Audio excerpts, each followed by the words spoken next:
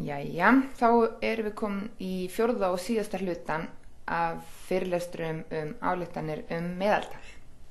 Og í þessum hluta ætlum við að fjalla tilvik 3 og tilvik 4. Og við byrjum á tilviki 3. Og við segjum að tilvik 3 hafa tvö tilfelli. Í báðum tilvikum dreifni þýðisins sem úrtakið tekið úr óþekkt. Hins vegar verðum við annarkvort að gera ráð fyrir því að þýðið fylgir normaldreifingu eða við höfum mikinn fjölda mælinga í úrtakinu. Það er að segja, við notum tilvik 3 þegar hægt að gera ráð fyrir að þýðið sem úrtakið tekið úr fylgir normaldreifingu en dreifnin óþekkt og hins vegar þegar úrtakið okkar stórt og við þekkjum ekki dreifni þýðisins. Þetta í rauninni bara það sem við sáum hérna áðan, sama tilfelli og tilvik 2, en við getum með góða móti nota tilvik 3 líka í þessu tilfelli. Þegar reiknað öryggisbil og prófa tilgátur í þessu tilviki notast við T-dreifinguna. Og ég ætla að leyfa mér að fara aftur á glæri númer 7 og horfa, við höfum þess að tilvik 3 hér, normaldreift, sigma ekki þekkt og ekki normaldreift, sigma óþekkt en n stórt.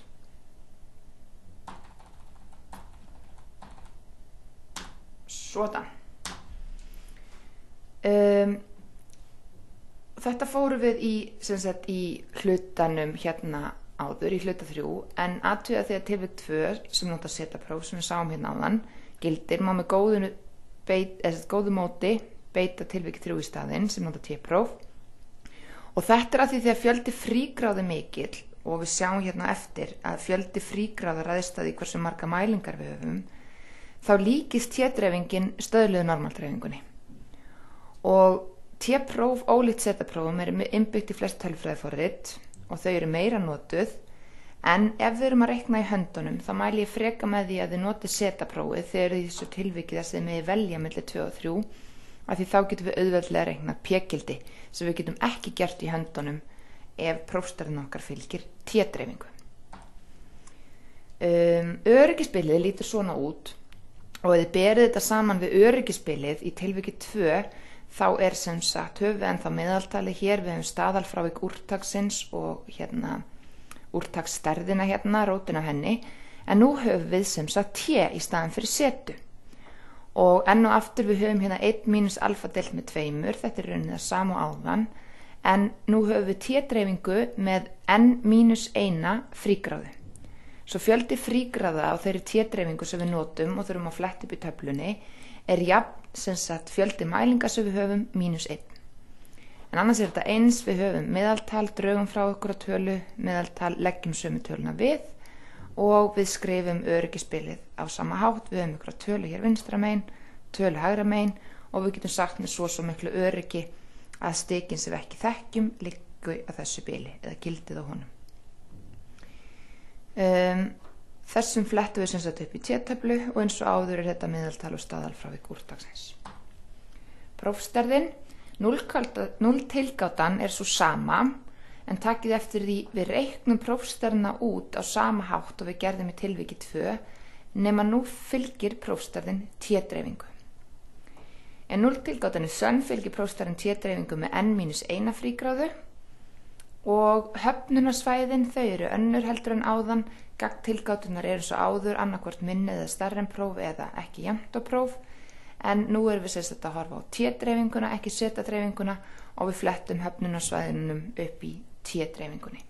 En eins og áður, í einhliða prófunum þá höfum við 1 mínus alfa, þau alfa stór og í tvíhliða prófunum þau alfa deilt með 2 stór höfnunarsvæðin. Og eins og áður þá skulum við bara reikna dæmi úr þessu tilviki.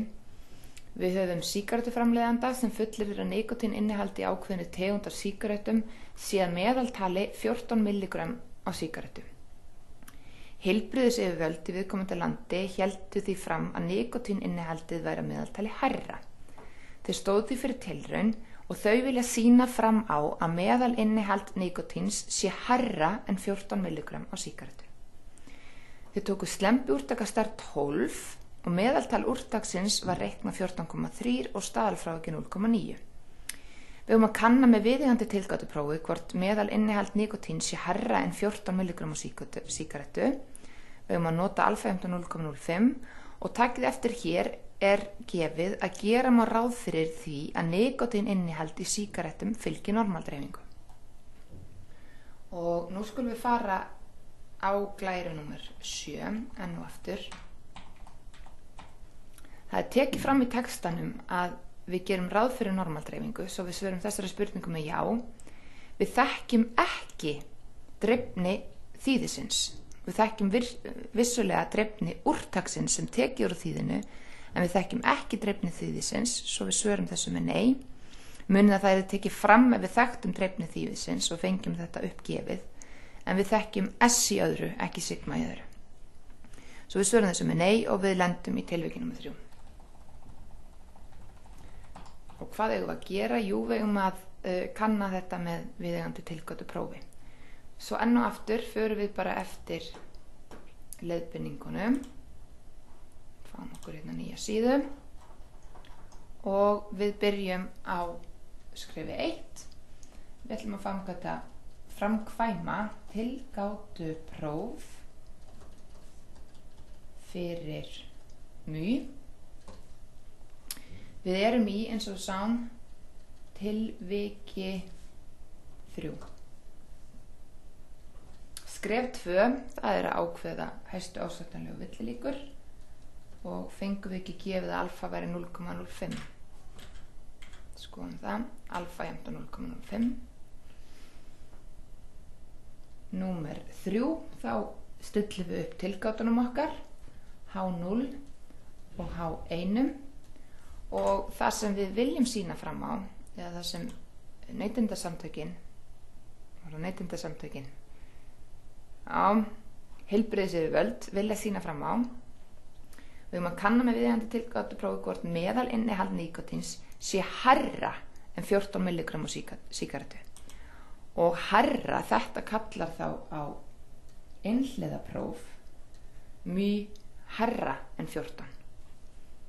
H0 er hlutleysa ástandið mjög jafnt og 14. Þetta eru tilgáturnar okkar. Skrefi númer 4, þá erum við að finna viðeigandi prófstærð og við gerum það. Við erum í tilviki númer 3, svo prófstærðin okkar lítur svona út. Höfum hana hér til hliðar, við viljum sjá hana og það þýðir sem sagt muniði ef við notum stóra stafi fyrir slembistærðir og eftir að við höfum framkvæmt tilraunina þá er þetta raunin ekkert slembi lengur. Þá notum við litla stafi. Svo við skrifum bara T jafnt og x bar mínus μ0 deilt með s yfir rótin á n. Og við glemdum nú að skrifa hjá okkur þegar við myndum að byrja á því hvað við fáum uppgefið í dæminu. Ég ætla að gera smá pláss fyrir það hér. Hvað fáum við uppgefið? Jú, sýnastærðin, slembiúrtak á stærð 12 var tekið, svo n er jafnt á 12. Meðaltal úrtaksins er 14,3 og staðalfrávik úrtaksins er 0,9. Svo við þekkjum allar þessar tölur, þetta hér er mjög 0, ekki satt? Svo við setjum bara inn í þessa jöfnu, x bar er 14,3, mjög 0 er 14, s er 0,9 og n er 12. Við passum okkur á þessu. Og ef við reiknum út úr þessu, fáum við svo mikið sem 1,15. Allt í góðu. Skref númer 5, finnum höfnunarsvæðin. Og hér gætum við ekki fundið p-gildi nema nota r. Af því við erum með t-próf, svo við finnum bara höfnunarsvæðin. Við erum í svona einhliða stærrin prófi, svo höfnunarsvæðið okkar liggur hérna í hægri halanum og við erum að vinna með t-dreifingu sem hefur n-1 frígráðu. Og þannig að t-dreifingin okkar n er jafnt á 12, sjáum það hérna uppi, svo við erum að vinna með T-dreifingu með 11 frígráður. Og höfnunarsvæðið okkar í svona stærra en prófi, skoðum það hér. Hér höfum við mjög stærra heldur en μ0 og þetta nákvæmlega prófið sem við höfum. Og við eigum að hafna H0 ef T er stærra en T1 minus alfa, n minus 1. Svo þetta er sem sagt T1 minus alfa, n minus 1 sem í okkar tilviki er T 0,95 af því alfa er eftir 0,05, 11. Svo þið farið í T-töfluna og lesið sem það dálk eftir 0,95 og línu eftir 11 og út kemur að það er svo mikið sem 1,796. Svo að sem sagt höfnunarsvæðið okkar byrjar hérna í 1,796 og við munum hafna 0-tilgátunni fyrir gilda prófstærð sem er stærri en 1,796. Gilda prófstærðin okkar aftur á móti 1,15 sem er lægra, ekki satt, heldur en 1,796. Svo prófstærðin okkar, skráum það hér, prófstærð lendir ekki á höfnunarsvæði.